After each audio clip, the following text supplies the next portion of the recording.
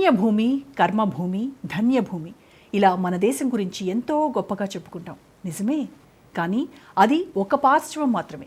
అయితే అందుకు భిన్నంగా మరో పార్శ్వంలో పూర్తి వ్యతిరేక పరిస్థితులు ఈ దేశంలో రాజ్యమేలుతున్నాయి. ఒక బాలిక వరుసగా 5 ఏళ్లుగా అత్యాచారానికి గురవుతోంది. ఈ మధ్య కేరళలో బయటపడిన ఈ ఉదంతం యావత్ దేశాన్ని నివ్వెరపరుస్తోంది. ఆ అమ్మాయి మీద ఒకరిద్దరు కాదు, ఏకంగా 60 మందికి పైగా దారుణానికి ఒడిగట్టారట. ఆమె అమాయకత్వాన్ని మృగయా వినోదంగా అనుభవిస్తూ వచ్చిన ఈ రాక్షసులకు ఎలాంటి శిక్ష పడుతుందోనని ప్రజలంతా ఎదురుచూస్తున్నారు.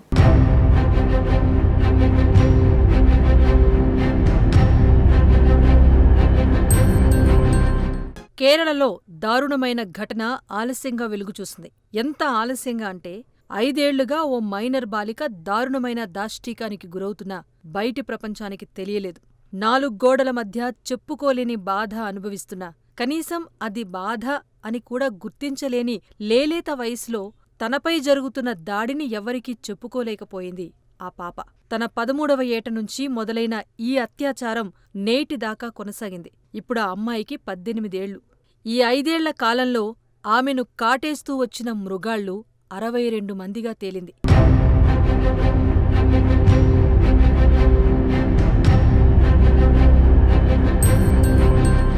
అథ్లెట్ అయిన దళిత బాలికపై 5 సార్లు సామూహిక అత్యాచారం జరిగిందని పోలీసులు ప్రాథమికంగా గుర్తించారు. కానీ ఆమెకు 13వ ఏట నుంచి 18 ఏళ్ల వయస్సు వచ్చే వరకు జరిగిన అత్యాచారాల్లో అది కూడా 62 మంది రేపిస్టులుగా గుర్తించినప్పుడు 5 సార్లే జరిగినట్టు ఎలా నిర్ధారణకొస్తారు అనే సందేహాలు సర్వత్రా వినిపిస్తున్నాయి. అథ్లెటిక్స్పై ఆసక్తి ఉన్న ఆ బాలిక చిన్నప్పట్నుంచే ప్రాక్టీస్ చేస్తోంది. అయితే ఇదే అదనుగా తీసుకున్న ఆమె కోచ్లు, సహ క్రీడాకారులు, క్లాస్మేట్స్ ఆమె పరిస్థితిని, అమాయకత్వాన్ని, కలివిడితనాన్ని ఈ విధంగా కలుషితం చేశారన్న వ్యాఖ్యలు వినిపిస్తున్నాయి. బాధితురాలి వాంగ్మూలం ప్రకారం ఆమె తన తండ్రి ఫోన్ ఉపయోగించేది.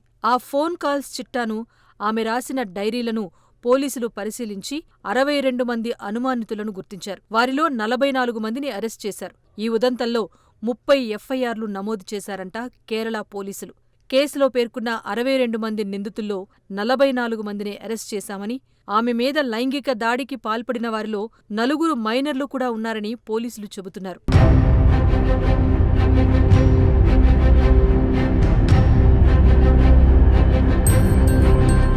ఇక ఈ కేసు బయటకు పొక్కిన తర్వాత కొంతమంది కేరళ విడిచి విదేశాలకు వెళ్లిపోయినట్టుగా చెబుతున్నారు. వారి కోసం లుకౌట్ నోటీసులు జారీ చేసేందుకు కేరళ పోలీసులు ఏర్పాట్లు చేస్తున్నారు. ఇంటర్పోల్ ద్వారా రెడ్ కార్నర్ నోటీసులు జారీ చేయాలని చూస్తున్నారు. ఇక అరెస్టైన వారిలో కోచ్లు, సహా అథ్లెట్లు, స్పోర్ట్స్ స్కూల్ ప్రిన్సిపల్ కూడా ఉన్నారని చెబుతున్నారు. వీరితో పాటు మరో 14 మందిని అరెస్ట్ చేయాల్సి ఉందంటున్నారు పోలీసులు.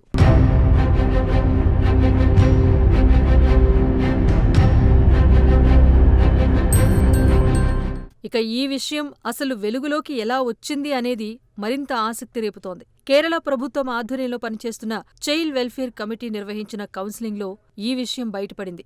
ఓ వాలంటీర్ చైల్డ్ అబ్యూజింగ్కు సంబంధించిన అవగాహన కల్పించే క్రమంలో ఆ వాలంటీర్కు దళిత బాలిక చెప్పుకోవటం ద్వారా ఈ విషయం బయటపడింది. తన మీద 62 మంది అఘాయిత్యానికి పాల్పడ్డారని, ఇది తనకు 13 ఏళ్లొచ్చినప్పట్నుంచి జరుగుతోందని చెప్పడంతో ఆ వాలంటీర్ ద్వారా కేసు పోలీసులకు చేరింది. తన పొరిగింటి అబ్బాయితో ఈ దారుణం మొదలైందని చెబుతోంది ఆ బాలిక.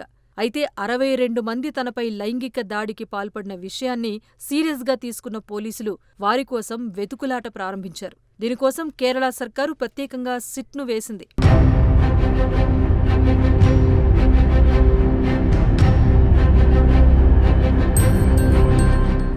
బాధితురాలు ఎస్సీ వర్గానికి చెందిన వ్యక్తి కనుకే నిందితులకు అంత ఈజీగా బెయిల్ దొరకటం కష్టమని అంటున్నారు. కేరళలోని పలు ఎన్జీఓలు, ఇతర మహిళా హక్కుల వాలంటీర్లు ఈ కేసులో న్యాయం కోసం సర్కారుపై ఒత్తిడి తీసుకొస్తున్నారు. దేశంలో మహిళల మీదనే కాక లోకం పోకడ తెలియని మైనర్ల మీద రోజురోజుకు అత్యాచారాలు పెరుగుతున్నాయే తప్ప తగ్గటం లేదు. తాజాగా వెలువడిన రిపోర్ట్స్ ప్రకారం 2022 సంవత్సరానికి గాను మన దేశంలో 31,000 రేప్ కేసెస్ నమోదయ్యాయి. కానీ శిక్షలు పడుతున్న సందర్భాలు మాత్రం అతి తక్కువగా తేలుతున్నాయి. మరోవైపు ఇలాంటి కేసుల్లో తీవ్రమైన నిబంధనలు తీసుకొస్తున్న అబ్బాయిల్లో మార్పు రాకపోవటం అన్ని వర్గాల ప్రజలను ఆందోళనకు గురిచేస్తోంది. మరి ఇలాంటి వాటికి చెక్ పడాలి అంటే ఏం చెయ్యాలి అనేదే ఇప్పుడు చర్చనీయాంశంగా మారింది.